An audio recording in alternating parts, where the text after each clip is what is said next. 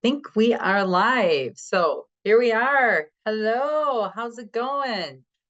Let me know if you're out there and where you're tuning in from. If you're listening to this live stream, where are you located? And if you, I'm curious to whether you've had some time with your horse today. So I'm just going to go into the comments here and tag everyone, let everyone know we've started, and we can rock on and get going. Okay, Canton, Texas. Chrissy, hey, Chrissy, how's it going? Glad to see you here. So what I wanted to do today was touch base a little bit about communication and the 5 forms of communication that you should be using with your horse, and to help your horse to learn that consistent language that you speak and the clarity. Sorry for the groaning. If you hear that down there, it's my dog. She's sitting down here at my feet. That's her that's the place where she likes to be. So I'm Laura Baker with Everyday Horsemanship, and I help horse owners and trainers who want to build a better relationship with their horse through a specific type of training using the science that I use for training animals. And what the results are liberty. So it results into a horse that wants to be with you and wants to spend time with you and understands your cues. So if that's you, you're in the right place. If that's something that you want to achieve. So let me know if you can hear me okay, if the sound sounds good, you can see me okay. I actually just came in from working with my Liberty team for a little bit, and they were actually quite all over the place to be honest, and I had to kind of reel them back in and let them know that we're going to be consistent with everything we do. And they were just having a day, and that's because Dalton, quite simply, he got kicked by another horse pretty bad, and I had to pull him out of the herd for this past week, and so he hadn't really been spending time with the other two on the Liberty team. So they were pretty excited and really honestly jacked up about all being together, and they just were not listening to me. So we had to go back to some of this some of our communication, and just really get clear about what my expectations were, what I expected, the desired behavior I wanted, and then the undesired behavior that I did not want to see. So, and then really reinforcing that desired behavior. So that was very important. But again, if you're listening, let me know if you can hear me okay. We're just going to dive right in and talk a little bit about those forms of communication. And I'm going to use some examples with you on how you could utilize each form of communication to help your horse to understand what it is you want, but also to get clarity in that communication. So, tactile communication is the first one that I want to talk about, and that is understanding. When you touch a horse in a specific body part, that you want your horse to move that body part, or sometimes we touch our horse just to reward our horse. And so it's really about intention when you have that tactile communication. When we touch them, it's just like when we're riding them, we might touch them and squeeze our legs. We might uh, put a little pressure on the shoulder to move the shoulders over, or we might just rub our horses because they did a really good job while we were riding and we're rewarding them. So, those are the various ways, but how can we use that in Liberty? In Liberty, we generally are, you think about it, we're generally not really touching our horse because they are at a distance, and we're not, having them right up next to us, or are we really? Sometimes we are. If you look at, sometimes I want to send a horse away from me and have them go and come back around and be in place. And when you're working multiple horses, it's very important that you can pull them out of the herd and then instruct them to go back into the herd and having separate cues. When I send them away, if I'm sending them away versus coming with me, I'm using a tactile cue and pushing them on the side of their cheek so that they understand that that same motion from when their mother has pushed them away as well. So I'm sending them away. When I want to bring them to me and separate them from the herd, so if I'm working them at liberty, I might actually uh, more or less take my cue whip and signal them to come with me versus to go around. So the send away is something very different. But you know, having that consistent communication with that tactile touch is very important because your horse, you have to have it consistent. If I'm going to ask my horse to move its shoulders using tactile touch, I have to put my hands in generally the same area all the time. Same with when I'm sending them away, I have to have my hands in the same spot all the time because they're just simply not going to understand if one minute you put it on the cheek and the next minute you're just shoving their shoulders over and trying to get them to go. And if they're not going when you push on the cheek, then you need to get clearer and louder with your communication, not go to a different body part and start pushing on the shoulder, right? So that tactile communication really means something. But again, so is it rubbing and caressing them. Many of us have all heard about when we rub a horse on their withers that they are that's something that they do with each other to groom each other, and that is a bonding moment, and that's something that you can do, just having that tactile communication to reward your horse, not just necessarily rubbing them on their neck or their face, but going back to the withers and just rubbing the withers. So I know that was kind of uh, there were a lot of different places we could go with that one, tactile touch, but I think that often gets overlooked when we are dealing with liberty training because in general, liberty training means we have no other physical connection with the horse, but that doesn't mean that we can't cue the horse in some physical way, and that doesn't mean that we can't reward the horse in some physical way, right? So, uh, visual cues. Let's talk a little bit about that, visual cues, and regularly using something that the horse understands. And so let me go back just a moment. When my background, I was training horses and I trained a lot of horses. And when I'd first start teaching them how to lunge, the first thing I would do was give them a visual cue by pointing up in the air in the direction that I wanted them to go. And then I would reinforce that with asking them with a kiss and then maybe taking my stick and spanking the ground and really getting them to understand that as soon as I point, that's when I want them to go. And I still teach horses to this day that foundation. I want them to have something that they can see, something visual. Here's another way that I give them a visual cue when it comes to liberty. If I want my horses to stay in one spot, I'm going to either put my sticks up or put my hand up and tell them to stay. That is a visual cue that will help them to, if you are consistent, to understand something that you want. Visual cues are no different than any other cue that we use. In fact, they're very closely related to our body language because there's a visual cue concept of visual cue with that. But you know, really using consistent visual cues with our horses in a lot of different areas. But looking directly at your horse's hindquarters, that's another visual cue to ask them to yield their hind end and push over. That's the power of that visual cue. You have eye contact that you can make with the horse in the body part that you want to have moving.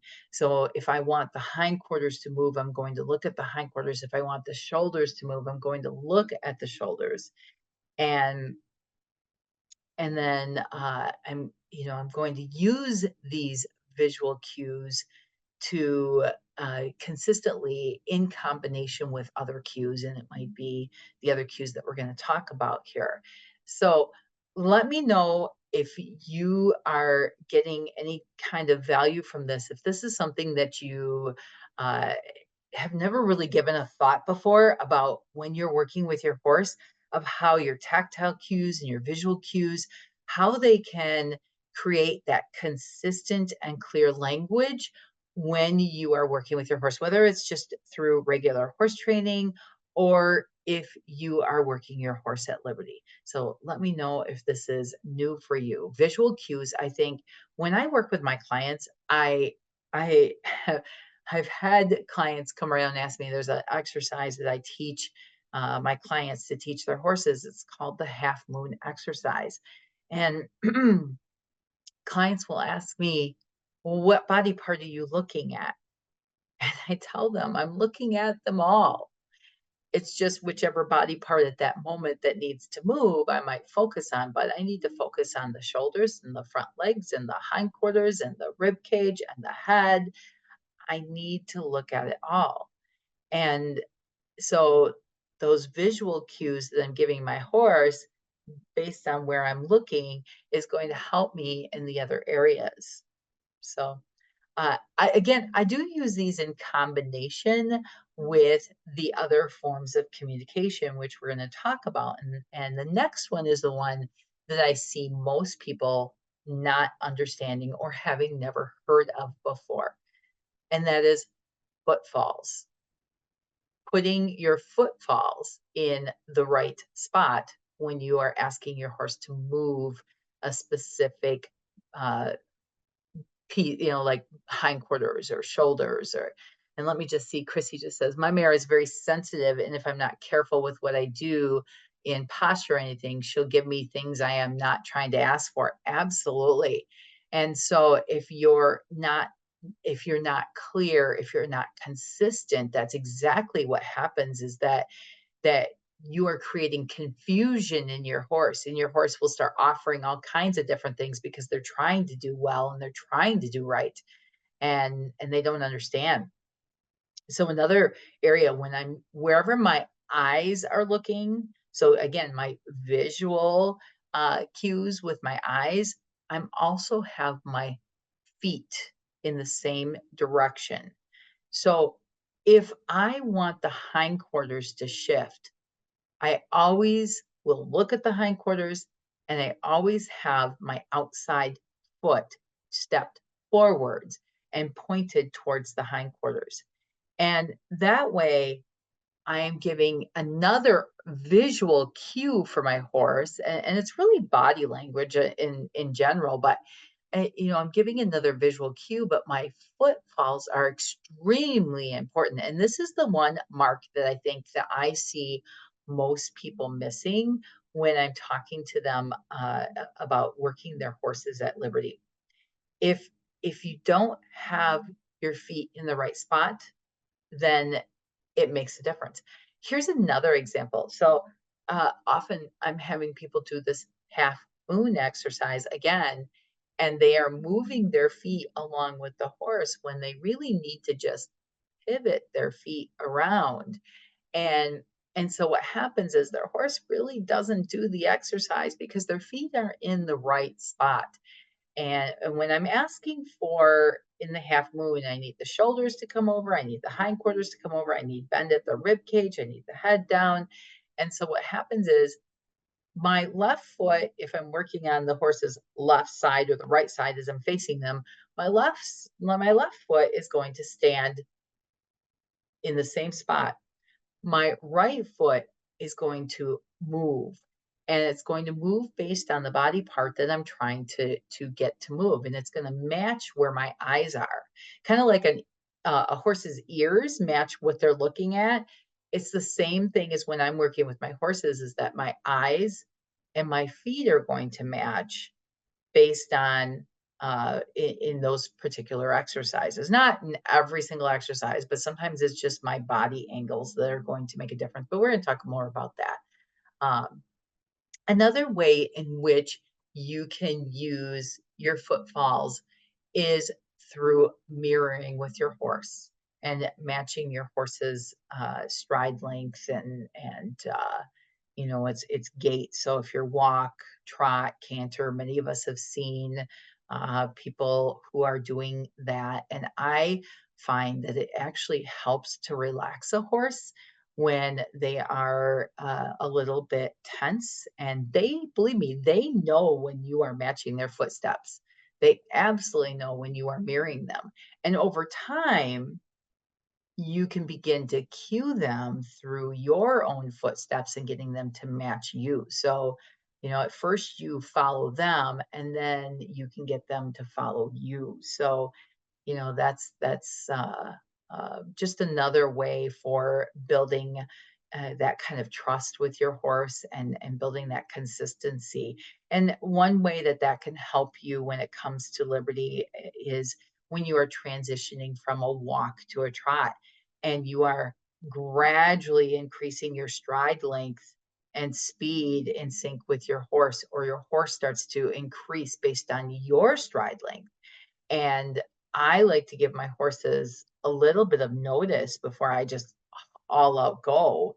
And so I let them watch. I know that they're watching my footfalls because I've taught them to watch my footfalls. So uh, but anyway, I see Toby, you froze when you talked about the outside foot. Can you repeat that, please? Yes, I will. I can repeat that. So talking about the outside foot, when I am working on pivoting the hindquarters, or if I want bend at the rib cage, or if I want them to move their shoulders over, whatever it is, the outside foot for me is going to point at that body part. So if I want to pivot the hindquarters, I'm going to focus my my outside foot at the hindquarters. So generally in the facing position with the horse, and I am going to actually step slightly forward with that right foot if I'm working on the horse's left side, which it would be right side of the horse as I'm facing the horse, but it is technically the horse's on side or left side. And I'm going to slightly step in and step towards the body part that I want moving. And then I'm going to look at that body part. And I want to be able to have the horse feel that energy, and that pressure is energy, and that type of energy is also pressure. So I want the horse to actually feel it, and I'm consistent with it every single time.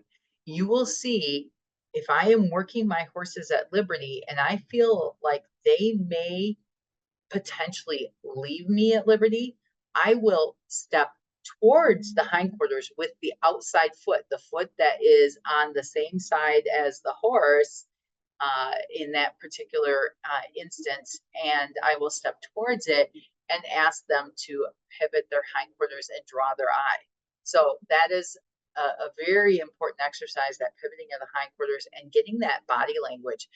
You'll see that sometimes all I have to do is just tip my eyes and tip my head a little bit, and they are so in tune to my body language, and I am in tune to theirs.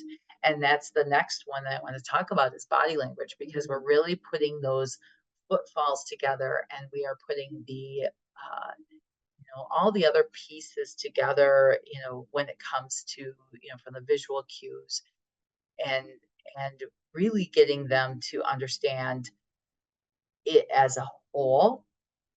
So before I get there, I just want to see if uh, this is helping you to understand. So if it's helping you to understand this, your communication, just say communication in the comments for me if it's helping you to understand a little bit more about your communication with your horse and what you need to do to be more specific and clear. That clarity, as Chrissy was talking about, is if she is unclear with her ask and her cues with her horse will just start offering anything she can, because she gets unclear and there's confusion in that communication. So good. I'm glad, Toby. I'm glad this is helping you and helping you to understand a little bit more. Good, Catherine. I see you're on. Good. I'm glad this is helping you because all of these pieces together go together. I mean, sometimes we'll use the tactile body language, and sometimes we will use more of a visual body language, visual cues and body language. But I think that good, Chrissy. I see you get that too, communication. But we can use it in combination, and sometimes all it takes is just a little bit of body language, and we can back off on some of the other areas. So when it comes to body language, I'm going to go back to that pivoting of the hindquarters here and talk a little bit more about that in the visual cue, using the visual cue and really stepping in with the footfalls too. So when I do that, not only am I looking at the hindquarters and stepping in with the hindquarters, but I also will slightly lean in. It's just slightly. Now, when I first teach my horses that particular exercise, I'm going to lean in quite a bit. But over time, I can fade some of that away. Some of the cues can be faded away, so they're not as obvious and they're a lot more subtle.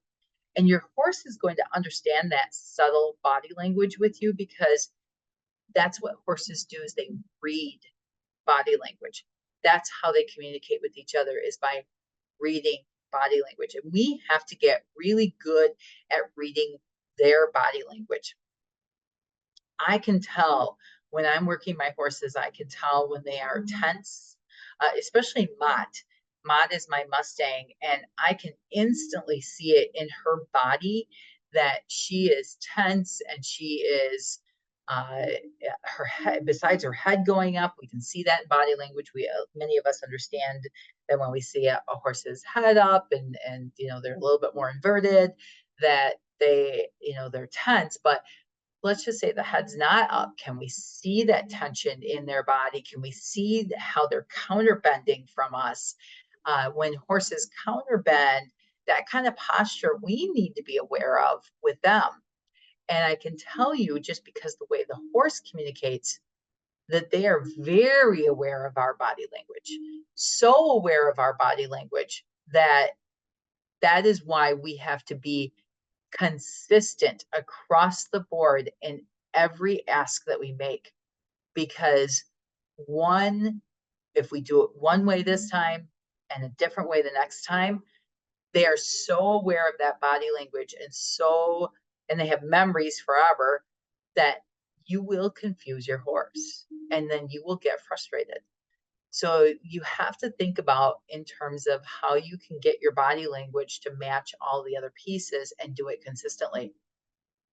Think about standing tall and confident when you ask your horse to, if you're in the facing position and you're asking your horse to back up and you stand tall and you put your shoulders back and you're confident and you're asking them to move and you're signaling with a lot of leadership, or at least I hope that's what you're doing. That just standing tall and confident is a visual energy and something that you can't, I mean, it's a visual, but it's an energy that horses can read from your body language. And so that helps them to understand and to back away from you, because just from you standing tall. Those are all pieces that we have to be aware of. Again, we're learning to speak like a horse. While we're asking them to do things that we want them to do, we have to learn to do it in a way and ask them in a way that they understand. We're really learning how to speak their language. And that's why we have to be more aware. People who are not aware of what is their horse focusing on. I'm always aware if my horses are focusing on something else, if they're looking at something else, or in my Liberty team, if they're looking at each other and not paying attention to me or my signals and my cues. They need to be aware of what my cues are, just as I need to be aware of what the horse is going to do before I even ask the question. Because if I don't think I'm going to get the right answer in a performance, I'm not going to ask that question. So I'll go into a performance with my horses and I'm watching their body language. I'm watching their posturing. I'm watching all the nonverbal cues that they're giving me and saying, can I get away with doing this particular maneuver? Or do I just pull and scrap that maneuver out and move on to the next? And that's where you have to have a lot of different things ready to be able to mix it up and just go with whatever. And because you can't be so dead set. And I think this is what happened to me years ago, when I started here doing Liberty performances, and I thought I had to go from this to this to this to this. And now I go out there with a general idea of what I'm going to do, but I may not do everything that I have planned, or I might throw something else in. Here's a case in point. When I went to Kentucky here a few weeks ago, and I performed a 10-minute freestyle that went really, really well. And then I went to another arena about an hour or so away from me, and I performed something very similar with the same music, but I ended up throwing something else in there because the horses were doing really, really well. And I said, okay, I'm going to try something that I haven't tried for the very first time. We did something, and it worked out. It actually worked out, but I read from my horses. I was reading their energy and their body language, that they were attuned to me and they were listening, and that I could get away with doing that. And I went in there kind of feeling like and this was a huge arena. It was uh, I think it was like 200 by 300 arena. And so it was quite large. And but I was reading their energy and saying, I can do this. I can walk in here, and with the mindset that we're practicing, and even though we were performing in front of a small audience. So but I did something completely different. Anyway, that's a little bit off topic here, but the whole idea is that our horses are reading our body language just as much as we have to be reading their body language. And so our body language has to match. One way to help you in your training is to video yourself. Get a Pivo, or prop your phone up. If you've not heard of a Pivo, reach out to me. Actually, let me ask you, anybody out there that's listening, do you currently have a Pivo? If you do, say yes in the comments. And if you don't know what a Pivo is, say Pivo. And then I will reach out to you after this live stream and give you some information about the Pivo and how it can help you and film you. But I suggest to people to film themselves and go back and rewatch your body language. It's it's amazing. I had a client, she's still a client actually, but when she first started, she actually filmed herself, and she realized, I've used this example a few times, she realized that her body language wasn't consistent and her visual cues weren't consistent with what she was asking her horse for. She was asking her horse to come up to her shoulder, but she had her sticks up in the way. And so it has to be about being consistent with that. I was even talking with another client here the other day about when we draw our horse to our shoulder, of not having the sticks down on the ground, pointing on the ground, because that should mean that we are relaxed and they should stop and find our shoulder. But having them up means gas pedal active. It's our intention. It's all about our intention. And that's part of our visual cues as well as our body language. So visual cues meaning something that the horse can see, and then the body language being, that we're being consistent with what we're doing. So uh, let's see. Toby says, yes, I have a Pivo, but haven't figured out how to use it yet. Okay. Well, I can definitely help you with that. If you're going to if you're going to do any kind of virtual lessons with me, I can certainly help you with that. Otherwise, um, I'm sure that you can find something on YouTube too that can help you out. that can show you step by step on how to use it, but recording yourself and then going back and just rewatching that. Kathy, same here. Hope to figure it out by next week. Yeah, and Kathy's also one of my clients, so she, definitely, we can figure that out. We can work on that, Kathy, and just, I tell people too to just run through a little bit of a test with that. So the last form of communication that I wanted to talk to you today about are those verbal cues. Uh, so some of you use verbal cues when you're riding, whoa, ho, when you stop. Uh, but do you use verbal cues to ask your horse to back, to stay, to step up, to move faster, step up? So, especially when you're working multiple horses. I had somebody just recently make a comment to me that she was watching me with my horse, and I don't remember where this was. I've been seeing so many people lately, and she made a comment. She said, "I'm amazed that your horses all know their names." And they do, because I use their names to make sure that they know their names. And then I let them know, I give them a cue of what I want them to do. So if I'm working with a team of horses, they have to know which horse it is that I want. So if I want everybody else to stay, I might say, Mott, Dalton, stay, Magica here. Or let's just say I'm starting the team, all three of them, and I will say, Dalton, step up, because he's on the outside of the circle, and I want him to lead that circle and be and so that he can see me at all times. Those types of verbal cues are extremely important when you're working a team of horses, especially multiple. Once you start getting with more than two horses, it's almost a necessity.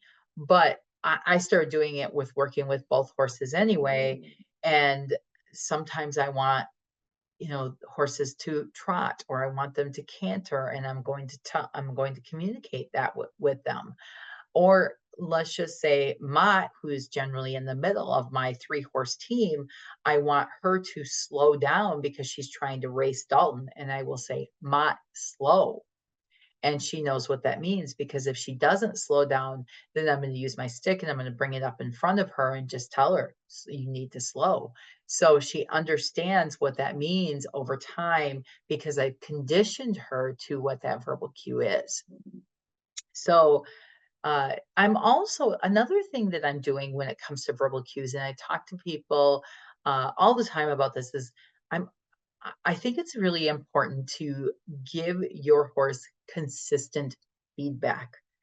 And when you were giving them consistent feedback on in those verbal cues, they know when they're doing something good and they know when they're not. And for example, besides using my bridge cues, I will be out there talking to my horses, and I use another bridge cue, which is so I have a terminal bridge cue, which actually stops the exercise, but I have a keep going bridge cue, which means you're doing a good job. I want you to keep going. The exercise isn't over with yet, so I will sit there and say, good, good, good, Dalton, good, Mott, good, Magica. They know when they're doing something good, and you can see the looks on their faces when they're being rewarded for that. But if they're not doing something good, such as I start to see Mott's head come up and she starts counterbending and looking at Dalton, who is on the outside of the circle, so she's looking away from me and not paying attention to me. And these are things that really do happen in when I'm working with my team of horses.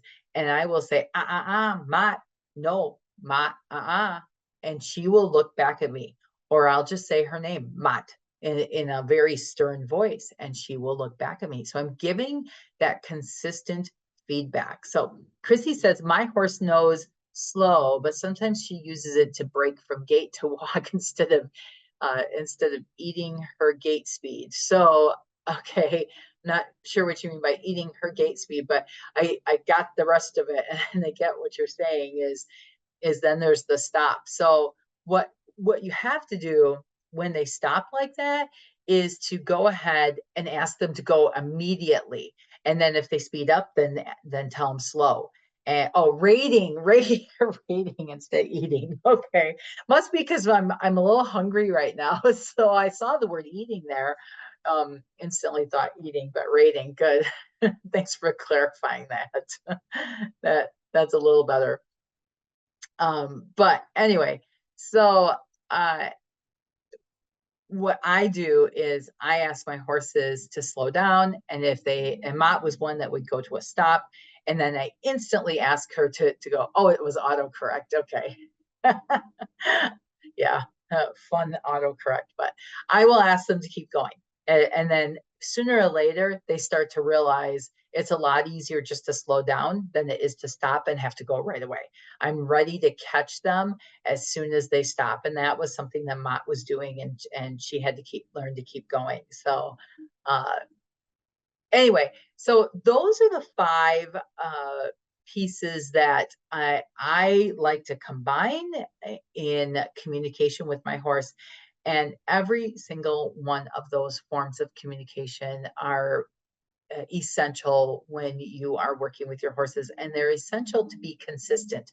And even with your verbal cues, if you use step up one time and step forward the next time, your horse isn't going to know what you're talking about. And it's also the same as your voice inflection.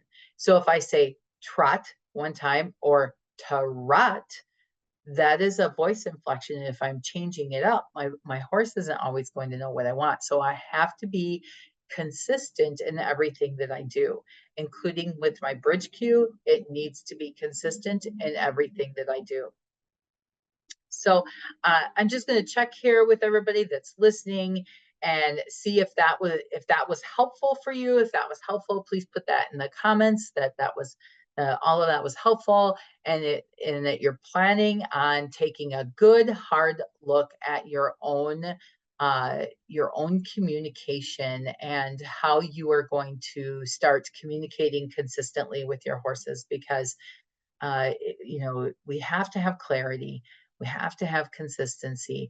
And that's how we're going to build that trust of communication. So I'm just going to put it out there right now. I've got about 3 or 4 minutes here. If there's any questions, if anybody has any questions that they want to throw out, any questions to do with Liberty, I've got about 3 or 4 minutes that I can answer something. And then I got to hop off because I got to get on with with a client here. So I'm going to give you just a second here to let me know if you have any questions. And okay, Toby says very, very helpful. Good. Yeah, I'm glad. 'Cause it's, I think oftentimes people don't realize what their body language is until they go back and they actually watch it on video. That's another reason I do it. So I offer a lot of, as part of my program, I offer virtual coaching to help people succeed. So I have an entire curriculum online which includes virtual coaching, and within that, so yeah, a lot of people helpful, especially the rating suggestion. Good. So Carrie have to watch all the replay, but okay, what she saw was helpful. Good, good. So I offer a lot of that, but I found too that I like to go back to the traditional method every once in a while, and recommend people do a Zoom session, which within my curriculum, actually, I do have where people automatically send 5-minute videos to get feedback on. And the cool thing is because I go back onto Zoom and with their video, and I can point out their body language and how their body language is not consistent or does not communicate right to the horse. So with a client I was working with the other day, and her stick was down and she was trying to draw her horse to her shoulder, and that was not that was giving mixed messages, because when our stick is down, that means we are relaxed and we want our horse to be relaxed and we want our horse to find our shoulder. But when our stick is up, that means we're locked, we're loaded, we're gas pedals on, we're actively moving, and our stick should be horizontal to the horse's body and not way over here when we're doing liberty. And then sometimes then we're going to push them out and we're going to point at them, and then it's going to be a little less horizontal to their body, but we don't have it way over here, right? So we need to be consistent with all of that. So all of that is included in my curriculum. Chrissy says, your virtual lessons, do you have an alternative to the Pivo? I had bad luck with the Pivo. Yes, I do, actually. We should talk about that, Chrissy.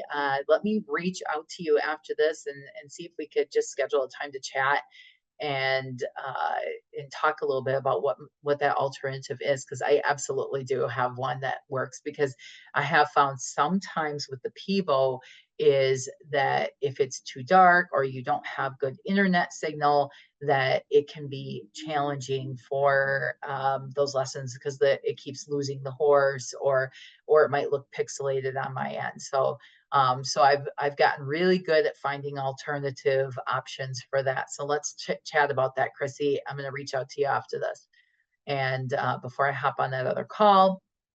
Other than that, any other questions that anybody has before I hop off?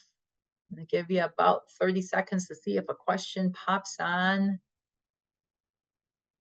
Okay, I don't see anything here, so I'm going to let you guys get back to your evenings. Hope you're going to go work your horses, start thinking about that body language, and then let me know, go in the comments, let me know if you're going to go apply everything that you just learned tonight, applying, those pieces. We've got our body language, our mirroring of the movements, with our our footfalls, and then being aware of where your feet are when you're cueing the horse, your visual cues, that those are very important, that tactile communication, and of course the verbal cues. So Toby says, is it best to read your book before starting lessons? No, you can absolutely start the lessons and read the book as I go. So and what Toby is referring to is my book. I'm going to drop this in the link here. I'm just going to go open it up here. Give me just a hot second and I can give you all a link. So if you don't have my book, reach out. Just for the price of a cup of I think Starbucks coffee is what I called it. The hang on just a second. I apparently can't multitask, even though I multitask all the time. But here we go. I'm going to put this in the comments. And so if you don't already have my book, then this would be helpful for you, because it does show, it's actually got some videos in there, some video links in there. It talks about the science of training horses and all the different pieces that I use for working with horses. So, but anyway, working with horses, whether it's at Liberty or whether just training them, that book is really helpful. But okay, I'm going to let you guys go, and I will see you guys in the next live stream. Take care. Bye-bye.